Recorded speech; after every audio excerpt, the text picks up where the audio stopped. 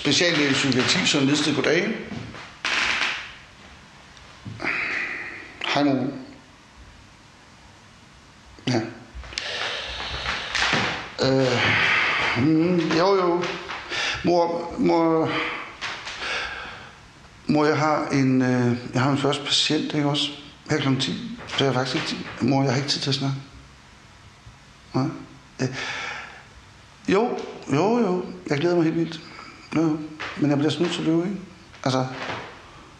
Mor... Jeg bliver nødt til at løbe nu. Jeg siger farvel. Hej.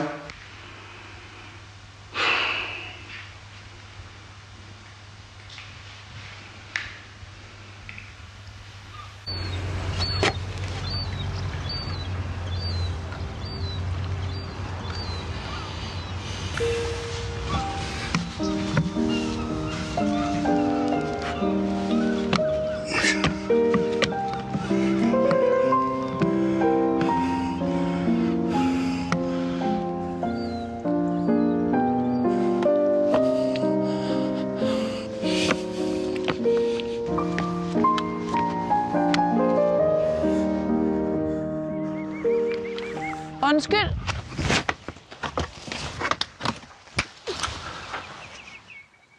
Jeg hedder Mathilde, jeg har en tid kl. 10.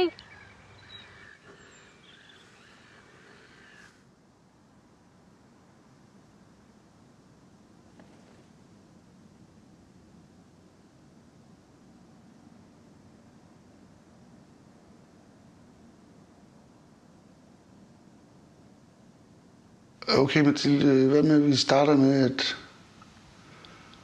du fortæller mig, hvorfor du er her?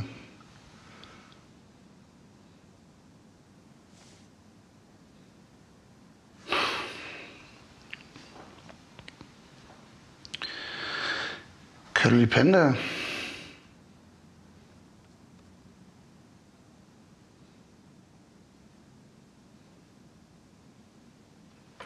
Mathilde, ved du hvad?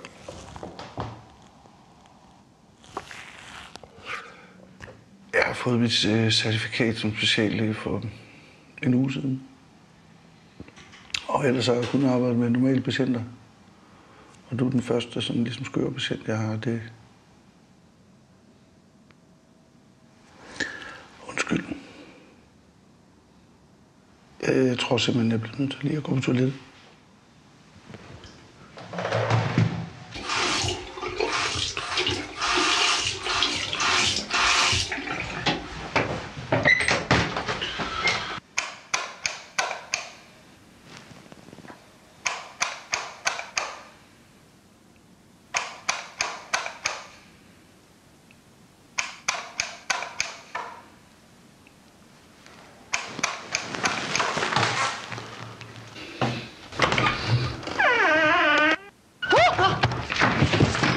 Satan da.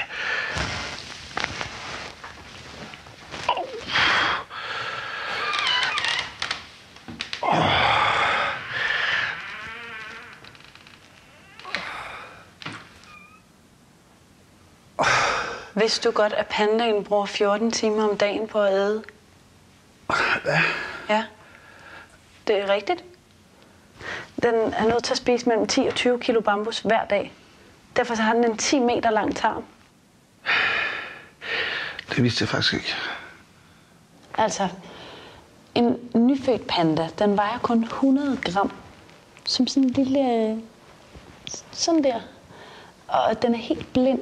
Og den er næsten nøgen de første uger. Men dens mor passer sig selvfølgelig rigtig godt på den, ikke? Når den så bliver 8-9 måneder, så begynder den at kunne klare sig selv. Når den så bliver 1,5 år, så rejser den hjemmefra. Men der er kun 1000 pandaer tilbage i verden. Har du nogensinde haft et kæledyr? Ja, jeg har engang haft 2 sumpskildpadder. Sumpskildpadder? Det lyder kedeligt. Kedeligt? Det er overhovedet ikke kedeligt. Hvis du ikke har sumpskildpadder, det er de mest effektive jæger i de danske søer. Findes de i Danmark? Ja, det gør de faktisk. Måske ikke sådan helt super, men folk de bliver trætte af dem, og så sætter de dem ud. Ja, det betyder jo så for eksempel, man fuldstændig har måttet stoppe importen af det, der bliver kaldt en rødøret terapi. Rødøret? Skildpadder har det ikke ører. Nej, men kan du ikke se? Der er sådan ligesom sådan en rød stribe her. Lige bagved. Det kan godt minde om ører, ikke? Det ligner lidt krigsmaling, hva'? Ja, kan man godt sige. Men også meget godt, fordi de har meget fint svømmehud mellem tæerne, og så deres skjold, ikke? Mm-hmm. Den er sådan fuldstændig nærmest aerodynamisk. Og det gør jo faktisk, at de meget hurtigt kan komme igennem vandet frem til deres bytte. De spiser insekter. Ligesom pandaen. Den spiser også insekter. Nå. Ja. Ja, okay. Ja, men altså, så er de da lidt til fælles. Kunne du godt finde ud af at passe dem helt selv? Jamen, jeg havde dem sammen med min bror. Hvad hedder han? Thomas. Hvordan kan det egentlig være, at du havde sumpskildpadder, når du er bange for vand? Hvad mener du?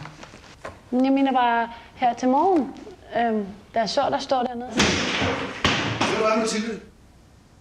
Nu koncentrerer vi os bare om, hvorfor du er her. Og hvorfor du går rundt og tror, du er en panda.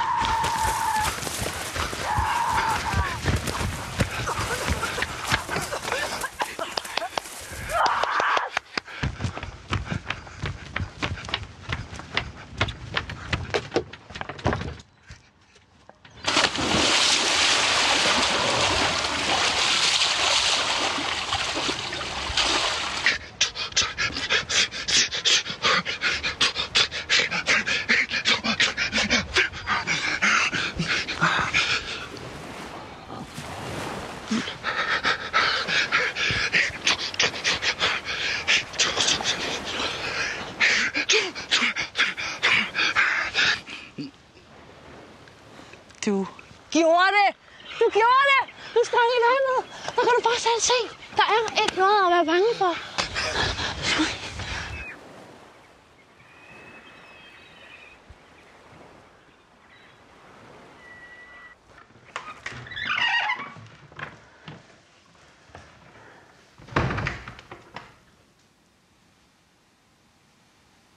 Undskyld. Det var virkelig tarveligt gjort. Min lillebror havde det på samme måde som dig.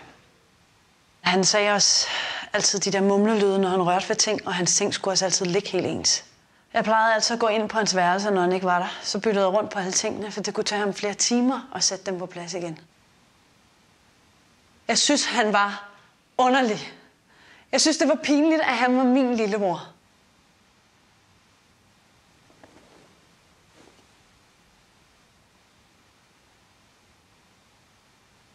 Prøv at høre her.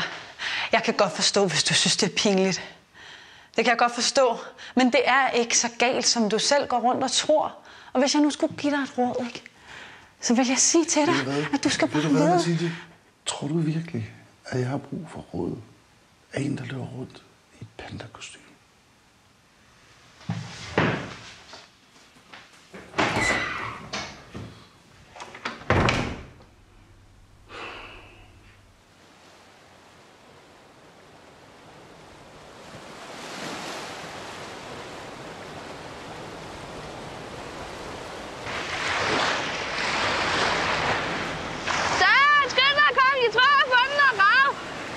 sgu da ikke rav. Det er jo bare en sten. Giv mig den, det var mig, der fandt den. Mor har altid sagt, at vi skal dele om tingene. Det var alligevel ikke rav. Giv mig den nu, jeg fandt den.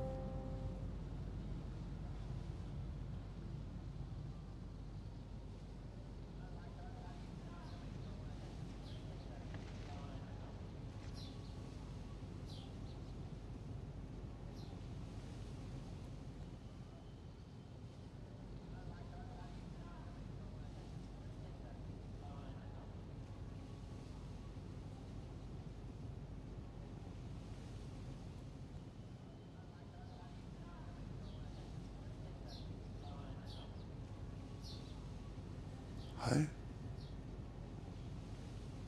Hej.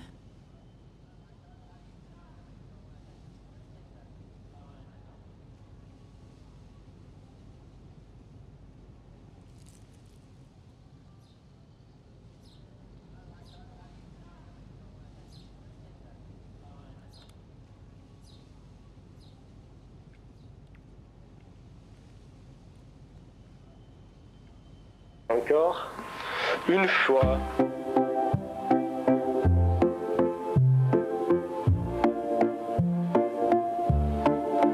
All I want is the best for our lives, my dear, and you know my wishes are sincere. What's to say for the days I cannot bear?